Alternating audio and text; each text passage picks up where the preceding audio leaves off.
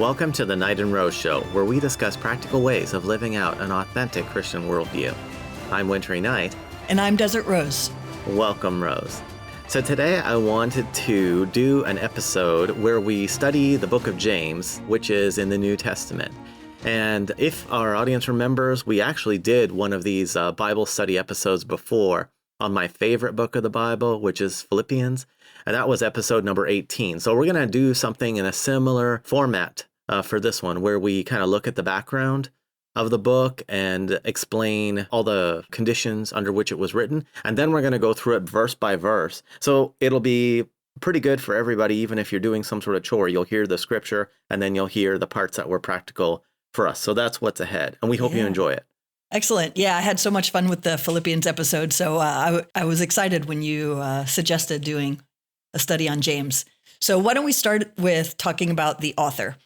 The author of the letter of James is James, the brother of Jesus. Okay, so that's not James, the original 12 disciple. Son of Zebedee or something. Right, exactly. This is James, the brother of Jesus. And if you recall, James was a skeptic during the life of Jesus. He was not a follower of Jesus during Jesus' lifetime. He was actually transformed through the resurrection appearances, which is indicated from the very early creed that we've talked about many times on this show, yes. 1 Corinthians 15, verses 3 through 7. Mm-hmm.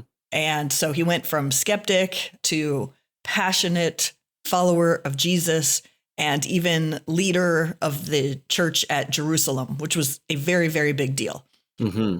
And James was actually martyred for his faith in AD 62 in Jerusalem. He had 30 years to recant his message from the death of Jesus. He just had 30 years to decide this wasn't for him, but he kept it up for 30 years. I think that's significant. Yeah, absolutely. And I should say that this report about his martyrdom in AD 62 is not just in church history writings. It's also echoed by sources outside of Christianity, namely by Josephus in his Antiquities of the Jews. He confirms James's martyrdom. Yeah, that's a great point. Yeah, and actually, something I didn't know until recently was that James was killed by being thrown from the temple pinnacle and clubbed to death. And this was for refusing to deny Christ. Okay, so you brought up that he had been a follower of Christ for about 30 years or so under very difficult conditions, had time to recant. Well, even here, if you think about it, what the leaders wanted was for the followers of Jesus to recant. And so, as he was being, presumably tied up and led up to the top of the temple in the immediate face of impending death, he could have recanted during that time too. It's not like he was just caught off guard and, shot in the head from behind or something like that. Mm-hmm. But he did not recant. And there is reason why there is such a strong certainty and overwhelming confidence, even among non-Christians, that James was a follower of Jesus and that he was martyred for his faith. Mm-hmm. So the audience here in this letter is Jewish Christians dispersed outside of Judea due to early persecution. The letter says that right up front near the beginning. And it was written about AD 45 to 50. So it's among the earliest New Testament books. We're talking about within 15 years or so of the crucifixion and resurrection of Jesus. Some of the themes in this book are things like that authentic faith produces good works, talks about controlled speech. Controlling your own speech. Yes. not like letting the Biden administration do it. That's such a good point. Yes, thank you. I love that. It talks about wisdom and perseverance. So excellent book. I'm really excited about this one. Yes, and I want to make a point about this.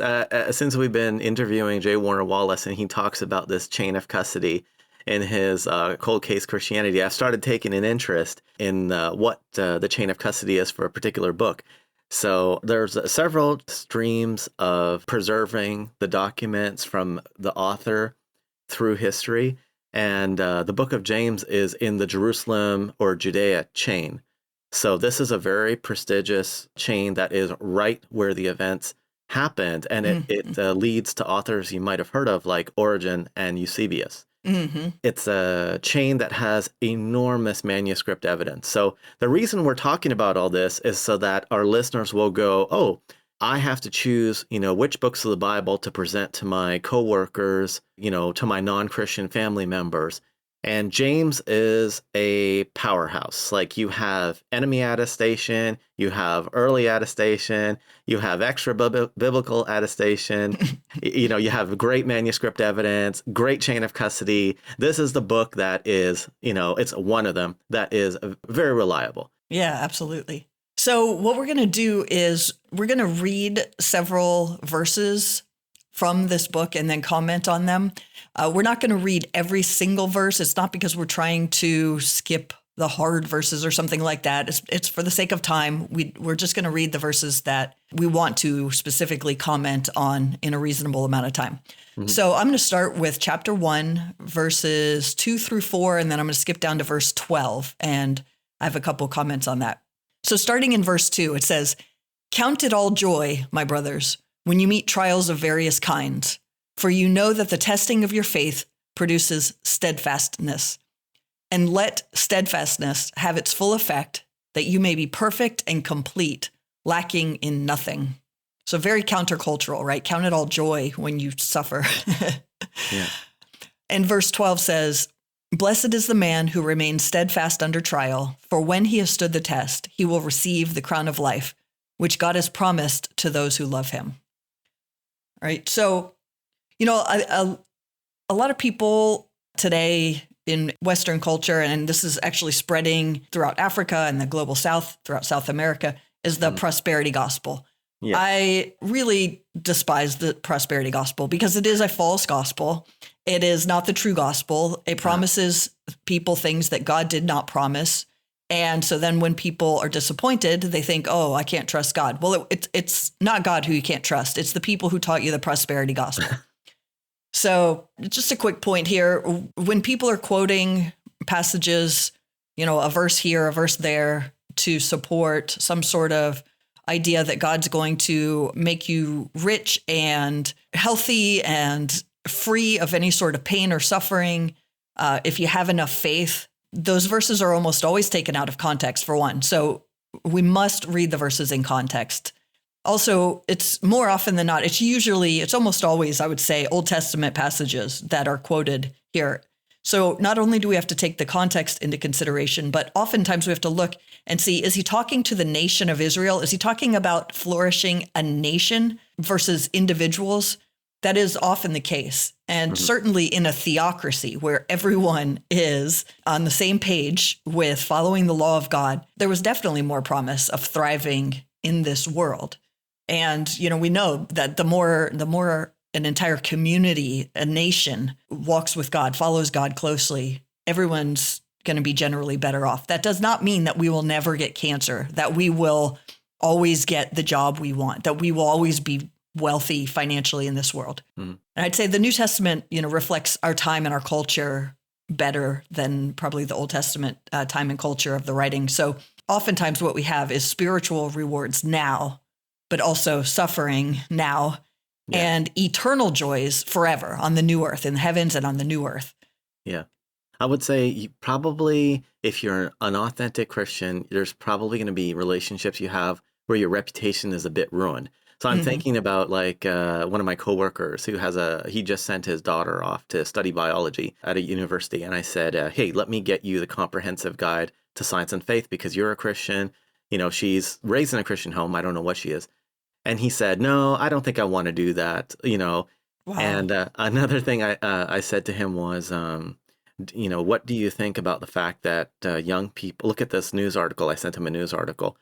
I said, what do you think about this strong move to the left on policy of young women, thinking of his daughter? And he said, oh, that's just the way things are now. They're different from how I grew up. So the point of me saying this is not to pick on my coworker. It's more to say my reputation is ruined with him. I'm not cool. I'm not going to be invited to play in his co-op game group. I'm not coming to his house for dinner because I got an agenda, and my agenda ruins my reputation with him.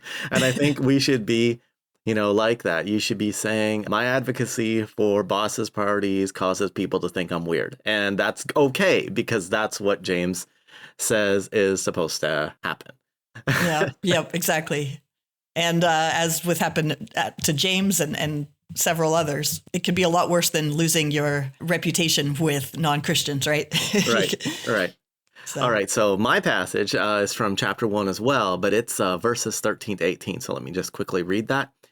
Let no one say when he is tempted, quote, I am being tempted by God, unquote. For God cannot be tempted with evil, and he himself tempts no one. But each person is tempted when he is lured and enticed by his own desire.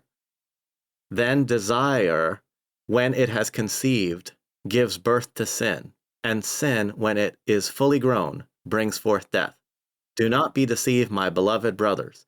Every good gift and every perfect gift is from above, coming down from the Father of lights, with whom there is no variation or shadow due to change. Of his own will he brought us forth by the word of truth, that we should be a kind of first fruits of his creatures. So my comment about this is that our desires can be very dangerous. They should be viewed with suspicion. We need to make sure that our desires are aligned with God's character and his purposes in the world.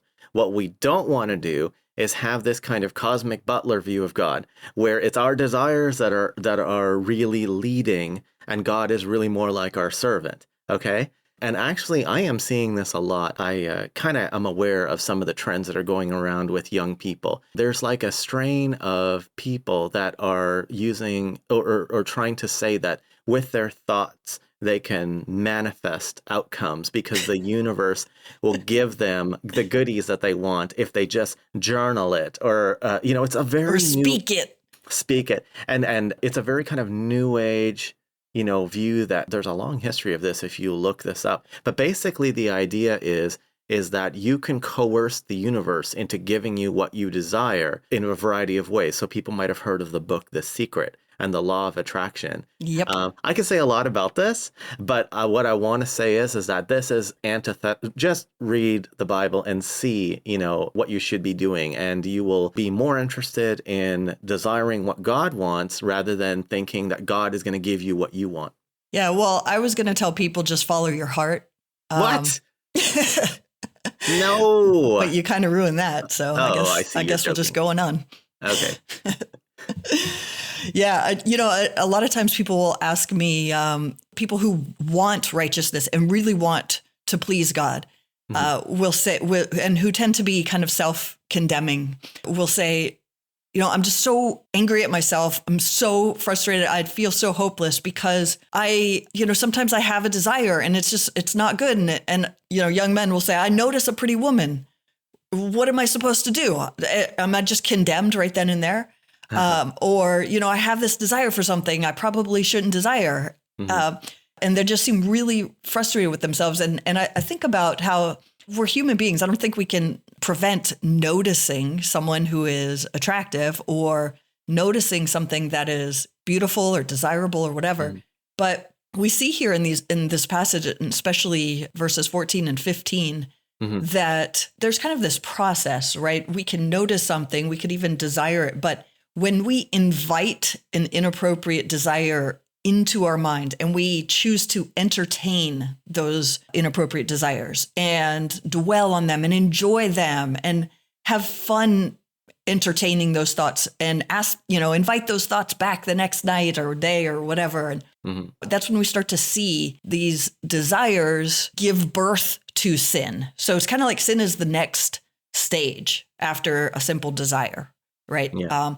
That has a process of entertaining and then conceiving, giving birth to sin. And then sin can either kind of be nipped in the bud early on, or we can continue indulging in it. And then it grows and grows. And when it's fully grown, brings forth death in our lives, kind of a, spiritual type death and sometimes even physical death, I suppose, depending on the sin. I think it's if you start to take action, like I might have a crush on a whole bunch of writers from Daily Signal, and the Federalist, and all the heritage policy analyst.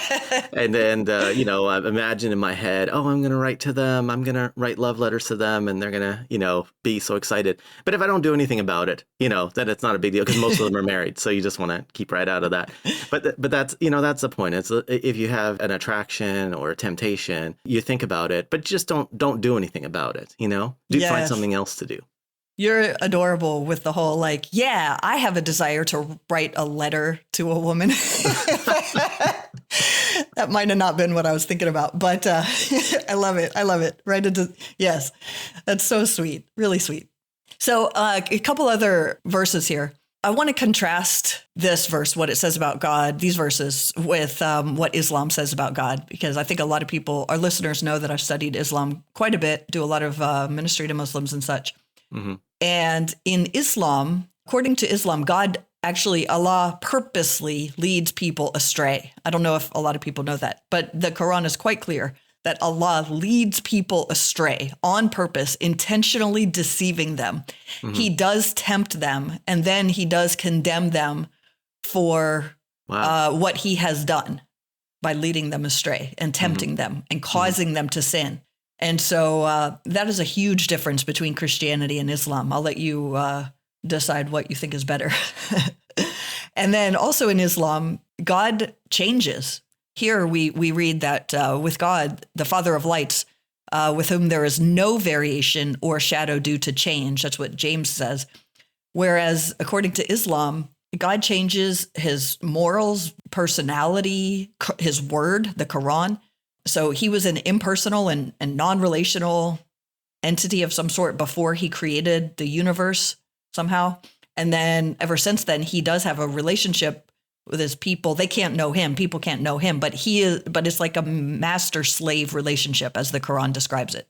The creatures, that which was created, we are all his slaves, and he is the master. We can't know him, just like slaves a lot of times, I suppose, wouldn't know their master, wouldn't know them personally. But he also, Allah created mercy for himself. He created this characteristic of mercy for him at a point in time, and gave some of the mercy to creatures and kept most of it for himself. So his character changed. And then, of course, we read a lot about abrogation of the Quran, and Muslims will all tell you about that God has changed, Allah has changed his word over time within the lifetime of Muhammad. So, if God's character and his word can change, then he cannot ground what is objective or universally true or universally objectively good. He can't ground even the laws of nature. So, what is good today or true today, according to Allah, could be bad or untrue tomorrow. Mm-hmm. So I think those are significant points. Yeah, big differences. Yeah, definitely. Okay, so my next one is from chapter 1 still, but it's verses 19 to 21, and then I'm going to skip to 26 as well. You can just go 19 to 26 if you're following along, but I'm going to skip some in the middle. Know this, my beloved brothers. Let every person be quick to hear, slow to speak, slow to anger. For the anger of a man does not produce the righteousness of God. Therefore, put away all filthiness and rampant wickedness, and receive with meekness the implanted word, which is able to save your souls. And then, verse 26, if anyone thinks he is religious and does not bridle his tongue, but deceives his heart, this person's religion is worthless. Wow. Strong words. Yeah. The message I got out of this is about bridling your tongue. Yeah. So I think the first part of that is if you're in a conversation with somebody, this is something I'm working on, you should really try to listen in order to understand what they're saying. And don't interrupt them, even if you think you know what they're about to say. Don't interrupt them to finish their sentences. These are both things that I'm terrible at. Been around a lot, done a lot of these conversations, could probably make your argument better than you can. Don't believe what you believe, but still can make your argument better than you can. You kind of want to jump to the end. It's like, oh, please stop talking. I'll help you here. But it's very rude. Please don't do what I do. Do something better than that. But back to the passage, be careful about being so busy that you get angry with people when they want to have like a long conversation or they make little mistakes. I think busyness can lead people to be snippy and bitey. And stress. Stress, yeah. So try not to do that. I'm serious. You know what my life is like. I just don't take a lot of things on. And then once in a while we get a reader that's like, I want to get mentored. I want a book, bought for me, or something like that. And it's like, I have lots of spare time for people, plenty of time for co-op gaming and going for walks and exercise. It really helps you to stay calm with people. Yeah, I'm not so good at that one. That one. I tend to I want to fit as much awesomeness as I possibly can into every single day. And so I'm like, I can fit in 1 more thing, 5 more things, 10 more things. It's boss work. It's kingdom work. It's awesome. How can I say no? I'm willing to do kingdom work. I just don't I know. my whole life with it all the time. But we're different in that way. Exactly. Yeah. But then you're calmer and more relaxed and more patient than I am, because I'm like, the next thing's soon. So hurry up. Like, I know it's short notice, but I'm going to need 4 hours of your time right now. It's like, yeah, that's great. I'll have 2 hours left over for StarCraft after that. And the other thing is we have a rule, like this is my rule, but we have this rule between us, which is we don't criticize the other person for accidents. We only criticize for like a moral mistake, like if you do something morally wrong, which, you never do. But if you did, well, then I would criticize you. But if, you drop something, on my foot or something like that, I would go, yeah, you didn't mean to do that. So just keep that in mind. Like, it's actually pretty important. People let stuff like that get on their nerves, in relationships. If a person isn't breaking any moral rule, you have to let that kind of stuff go. Now, you might want to engineer a process where they get better at that, like if they burn something, baking you, a chicken or something to eat, if they burn it like 5 times in a row, you might say, okay, we need to settle down. We need to have this is okay. You didn't do anything wrong, but let's have a process where we work on this together so it doesn't happen again. And maybe it happens again, but it'll happen less. Or let's set a timer. Well, that's it. You go out and buy a timer for the other person. You say, hey, I bought you a timer. So engineer the solution so that you don't get angry. Right. Excellent. Yeah. And I think, as far as bridle the tongue too, I mean, James uses some pretty powerful imagery and language about how destructive an unbridled tongue can be when we just say everything we want the second we think it. We don't evaluate it, out of anger or frustration or feelings of disrespect or whatever. So I guess I would also just add to that, we need to not be cruel to other people. Certainly, as you mentioned, when they make mistakes, even when they totally mess up morally, I would say there's no need for cruelty at all. Everything we speak needs to be out of a desire for the very best for others. Yeah, you want to get the result you want. Yeah, you want the result you want. So I have a quick little I think it's kind of funny story. But yesterday I was training with 4 other friends from my martial arts school. We are all testing for our black belt next week, actually. Yes. I'm so excited. And one of the people who I train with is 10 or 11 years old. And he has some trouble focusing sometimes. And so yesterday, I was calling out the instructions, the commands and everything, and then we would all do them. But at one point he was just kind of wandering around, looking up at the ceiling and starting to tell stories and stuff. And we were in a very limited amount of time. And I said, dude, you need to focus. We need to focus here. We're on a schedule here. And he goes, it's just really hard to focus without our lead instructor, he said his name, here, doing what he does. He motivates me. And I happen to know that our lead instructor motivates by yelling at people. Yelling. I knew it. So I started yelling at the kid. I'm like, do you really want your black belt? I don't think you really want your black belt. Well, then why don't you act like it? Why don't you show me? And I'm yelling at him. And he's just kind of like, so all of a sudden he got all motivated and he's like, yes, let's go. And so then I call out the command and he's like hitting it hard and going strong and all of a sudden, just looking great. And he leans over to me. He goes, thank you. I really appreciate it. It was so funny. So yeah, anyway, I was yelling at him, but he told me that's how he's motivated. That's what helps him. Yeah. I have other friends who are like, look, I yell at myself all day long. I don't want you yelling at me. I need to know that I'm not the scum of the earth at every moment in time. And I'm happy to be that as well. But yeah, whole point being, no need to be cruel to others. As on social media, obviously, that's so common today. We want to use evidence, not personal attacks. In fact, you look stupid when you just use personal attacks. Exactly. When someone calls me names, my first thought is, yeah, that's what you have to resort to because you don't have any evidence. Yeah. So let's go on to the next section here. Verse 27 says that religion that is pure and undefiled before God the Father is this: to visit orphans and widows in their affliction, to keep oneself unstained from the world. And as we were reading, as you and I, Wintery, were reading this together in preparation, I thought, I said to you, wow, yeah, our government sure does incentivize all the wrong things. Yeah, why orphans and widows? Why does James like orphans and widows? Yeah, so with a lot of things in life, people make really selfish, terrible, destructive decisions, and there are consequences for those decisions. But with orphans and widows here, and I would say particularly in that culture, but there's a lot that carries over to any other culture as well. Orphans and widows are not in their orphanhood or widowhood as a result of their own bad decisions or selfish actions, right? Children lose their parents because the parents die. Widows become widows because their spouse dies. And so people are left without guidance, without parents, without the supportive family, without their husband or their wife cheering them on, going through life with them, helping, working together to pay the bills or whatever the case may be, to raise children.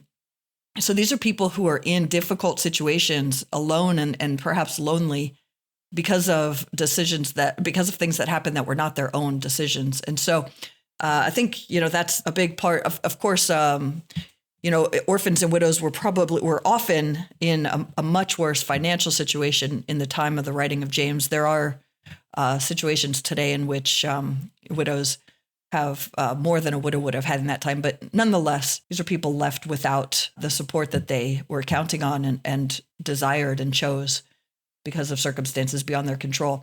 So it just reminded me, though, that our government incentivizes all the wrong things. Really, if you're lazy enough to have no income, well, the government will just take the income from those who are working and give it to you. If you're jealous and greedy because someone else has more than you have, and you don't want to work to get what you want, the government will just, take care of that for you. If you're a single woman who wants to go sleep around with a bunch of different guys and ends up with a bunch of different babies from different baby daddies, right? The government's going to take care of you for that. And they're not sending their money. The government's not sending your money, your tax dollars, to orphans and widows as such. And so I've done a lot of work with refugees, and several of them have told me that their highest priority is to choose jobs that pay little enough that they won't have their government payments taken away. In other words, they are committed to making sure that your tax dollars go to them. So they're not going to take a job that is too high earning because they want the government to continue to pay for all their expenses. Wow. This is not every refugee, but several have told me this. And they have said, yeah, everybody in the refugee community knows this. This is the first common wisdom that you're told when you arrive here. Don't make too much money. Let the government pay for you, which is just disheartening beyond belief. But another example I thought of was with Obamacare. When you're filling out Obamacare application and you tell them that you're single, you tell the application form or whatever computer that you're a single woman. Then after you tell them that you're a single woman, they ask, okay, well, how many children do you have? Because if you have children with no dad around, no father around, we'll give you a huge discount.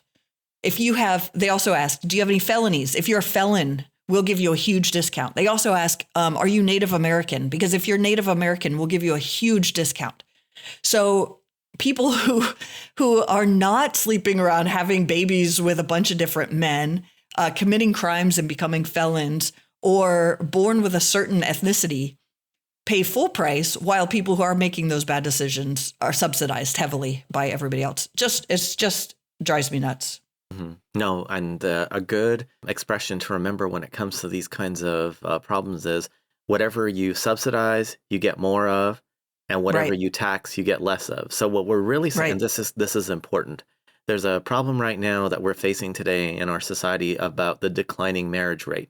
And Yep. that's because I was just reading a couple articles by Suzanne Vanker, who is really good. And she makes this case that when women advance in their educations and careers, they find it harder to find a man because they want a man who makes more than them. And so the Right. higher up you go, the fewer men there are. And so in this particular case, what's happened is because we are taxing, income at this large amount to give this generous, social safety net to all of these people who I think are making often reckless decisions. What happens is those men that they would like to marry and feel comfortable with those men as a provider, they're getting rarer and rarer because Yep. they just, even if you're making six figures, you're losing 30% in taxes. And where's it going? It's going to the people that you were just talking about. So then, Hmm. it's important for young people who want to get married someday and who are hoping to have, maybe young women, I should say, they should understand that being generous with your voting, voting for virtue signaling, voting to feel better about yourself right now, Voting to they're spend other people's money on. voting to spend other people's money and pretending, yeah, you're generous. It does have an impact on the man that you are hoping to marry. He may only have an escape route for one, in terms of his saving for retirement.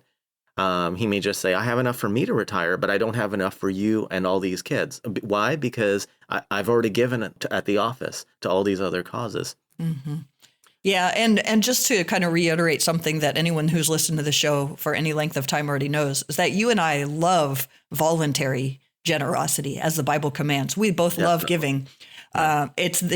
But we love the natural law principle of subsidiarity, right? The best person equipped to meet a need is the most local or smallest level. So, Yes. the family first, the local church maybe Hmm. second, the local government maybe third, and then eventually you get up to things that only maybe the federal government can do.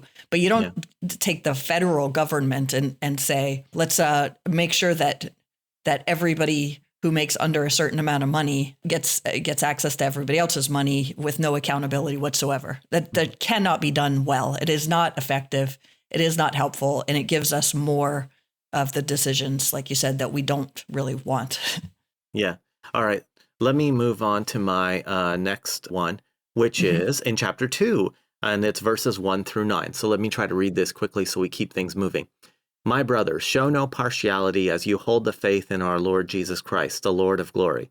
For if a man wearing a gold ring and fine clothing comes into your assembly, and a poor man in shabby clothing also comes in, and if you pay attention to the one who wears the fine clothing and say, you sit here in a good place, while you say to the poor man, you stand over there, or sit down at my feet, have you not then made distinctions among yourselves and become judges with evil thoughts?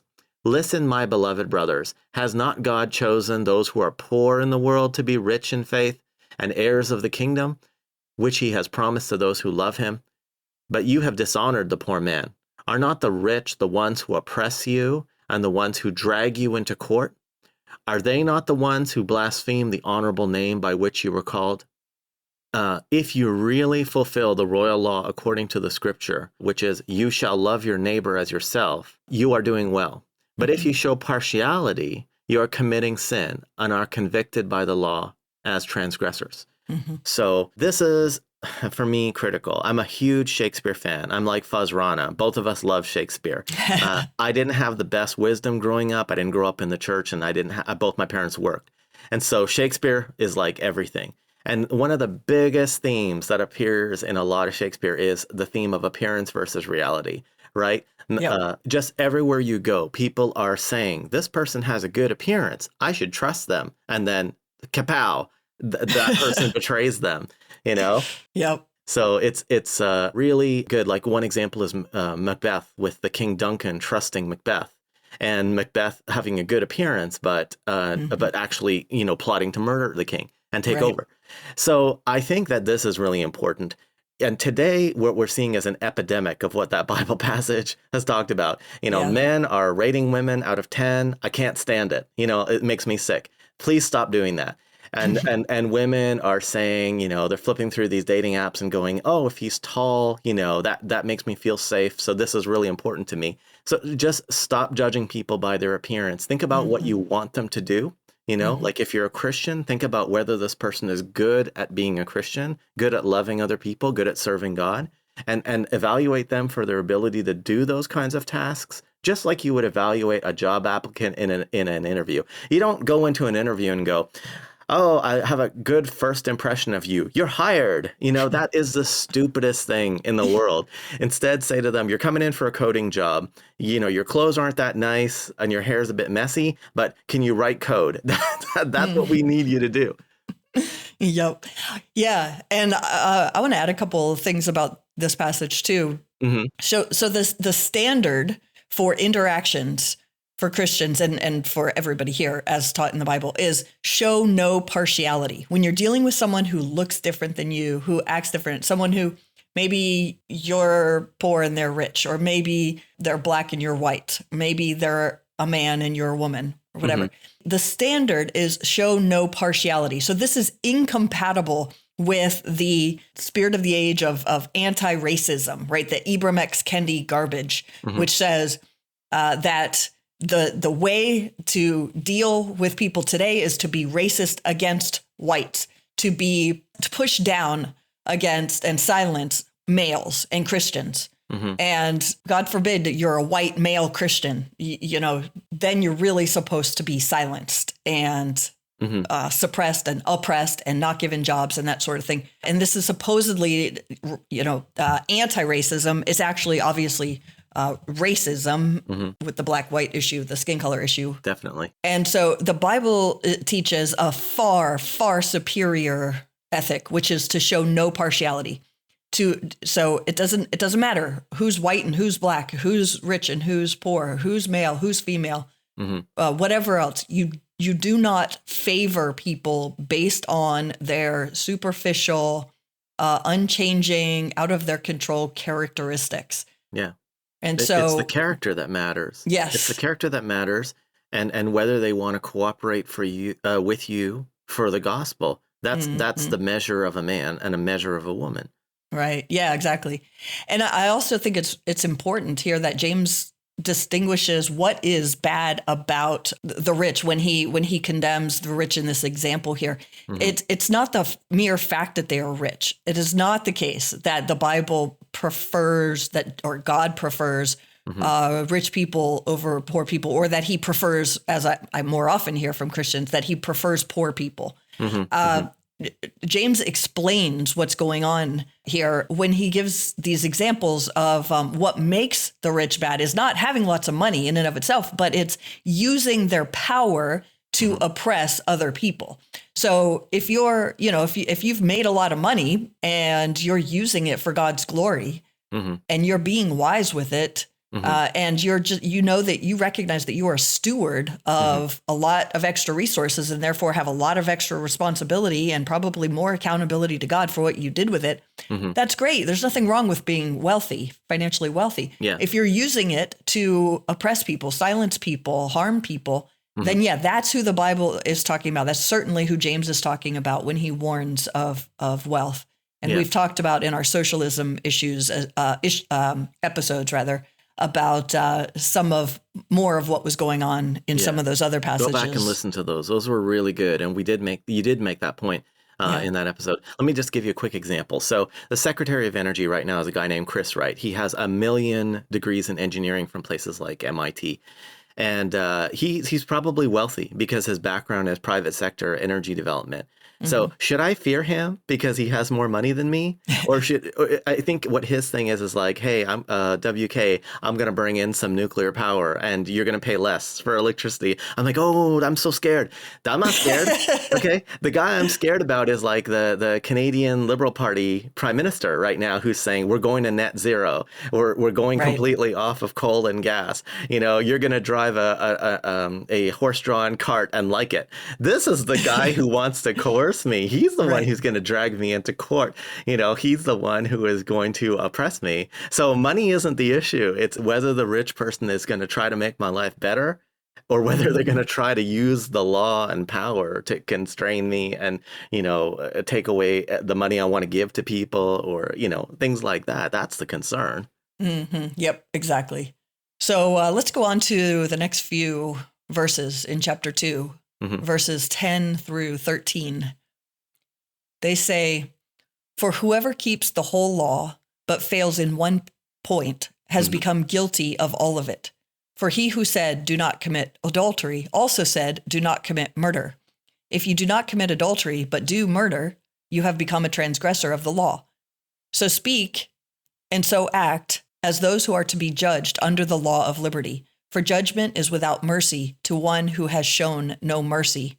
Mercy triumphs over judgment." So again, just the important point here, any violation of the law makes us guilty and in need of grace, in need of a savior. So, I mean, in some respect, we are all the prodigal son. We are all that one lost sheep that Jesus comes after when he leaves the other 99. We were at one point before Jesus found us and before we became Christians. So there's just no room here for pride. If we say that we have been perfect, that we have never violated the law, we are liars. And so just a caution for those who maybe have always kind of followed the rules, always impressed people and done what other people think is so good. Compared to God's righteousness, God's holiness, we are all sinners in desperate need of a savior. Definitely. All right. So my next one is chapter 2, verses 14 to 26. Let me try to move through this quickly. What good is it, my brothers, if someone says he has faith but does not have works? Can that faith save him? If a brother or sister is poorly clothed and lacking in daily food, and one of you says to them, "Go in peace, be warmed and filled," without giving them the things needed for the body, what good is that? So also faith by itself, if it does not have works, is dead. But someone will say, "You have faith and I have works. Show me your faith apart from your works, and I will show you my faith by my works. You believe that God is one. You do well. Even the demons believe and shudder. Do you want to be shown, you foolish person, that faith apart from works is useless? Was not Abraham our father justified by works when he offered up his son Isaac on the altar? You see that faith was active along with his works, and faith was completed by his works. And the scripture was fulfilled that says, Abraham believed God, and it was counted to him as righteousness. And he was called a friend of God. You see that a person is justified by works and not by faith alone. And in the same way, was not also Rahab the prostitute justified by works when she received the messengers and sent them out by another way? For as the body apart from the spirit is dead, so also faith apart from works is dead. Yeah, so this is a big one. Very contentious between different factions. On the surface. That's right. So, I really recommend R.C. Sproul on that, but maybe we can kind of summarize it. But let me make my point first. So my point about this is that whenever you're talking about actions, this is why we care so much about politics, why I tell everybody, take your education seriously, do your reading and think about what you're going to study in school, think about what kind of job you're going to get, and have control of your spending, your desires, and how you spend money. The reason why is because when the standard is put your faith into practice with actions, then you have to be, I think, strong. Like if I sent out a soldier on the battlefield and he has a uniform, but he has no weapon, no ammo, no ammunition, he has no radio to call in air support. He has no map, I can completely disarm this guy and then say, now get out there and fight. I'm giving you words, right? I'm telling you. So he doesn't have the resources he needs to take action. And suppose he comes across another soldier who's run out of bullets. If he has extra bullets, he can say, here, have a magazine, a couple of extra magazines, or I have a radio. I have things that are going to help you so we can be partners and get something done. So I always tell Christians, don't be led by your feelings and don't follow your heart. You're responsible for acting. And so that means you have to be responsible to build not just your money with your education and career, but your knowledge through reading and also your wisdom. Understand why a certain thing like gambling is wrong. Understand why you don't judge women based on just their appearance, and start trying to pursue them because you like their appearance. You should read about studies and kind of govern yourself that way. And if you live wisely like that, then you build up a supply of books and wisdom and money. And then when you see somebody who is in need, you can say to them, I'm going to perform this action to supply you, to support you, and that's the way that boss gets a benefit, because the team is stronger and that makes the kingdom of God, stronger. I love it. Very practical, as always. I love that. Mm-hmm. I'm going to take the theological issue. Yeah. Oh, great. So the heading in most Bibles here, which is not part of the scripture, but was a later added heading, is faith without works is dead. Mm-hmm. But that is that a quote? Is that in there? Those exact words? It does say faith apart from works is dead in verse number 26. There it is. Okay. Yeah. So throughout the scriptures, we read that we are saved by faith. We are justified by faith. Justified, in other words, declared righteous and just before God and by God. And that is by faith, through faith, by grace, by God's grace alone, not by our works. And then we come here and we see James saying, that works are so important. And we see he talks about Abraham's works and Rahab's works, and even says, Rahab the prostitute, justified by works. Yeah. Right, exactly. So what is going on here? Is this a contradiction within the scriptures? Absolutely not. So I'll explain. We are justified by faith before God, just as Abraham believed God and it was credited to him as righteousness. We first read that in Genesis 15, verse 6. That Abraham believed God and it was credited to him as righteousness. So he was made righteous by God's declaration because he believed God. He trusted God. Okay. So a friend of mine posted on social media a few weeks ago this quote. She said, being saved by grace means you didn't do anything to deserve it, not that you don't do anything in response. Oh, that's it. Exactly. So I really like that. Yeah. So when we've been justified by faith before God, there's an expected response. So obviously, certainly, don't you think, if I was drowning in a river that's carrying me along and threatening my life, and somebody comes along and rescues me and saves me and takes me to the side of the water, and I know that he has just saved my life, I'm going to have a certain response, right? I'm going to have gratitude. I'm going to say thank you over and over. I'm going to offer to buy him lunch or a new car, or I don't know. What do you want? You just saved my life. Right? Maybe he has like a favorite sports team and suddenly you become a fan and tell everyone his team is great because that's what he likes, So you're like, well, what you like is what I like, and I'm going to cheer for your team, Sure. Yeah. I mean, there's going to be some sort of response that is appropriate if our mind is functioning with some degree of normalcy and health and wellness, right? So same thing here. We trust God because we realize he's trustworthy. He didn't even spare his own son, but gave him up for all of us. So Romans 8:32 says, since he didn't spare his own son, how will he not also, along with his son, graciously give us all things?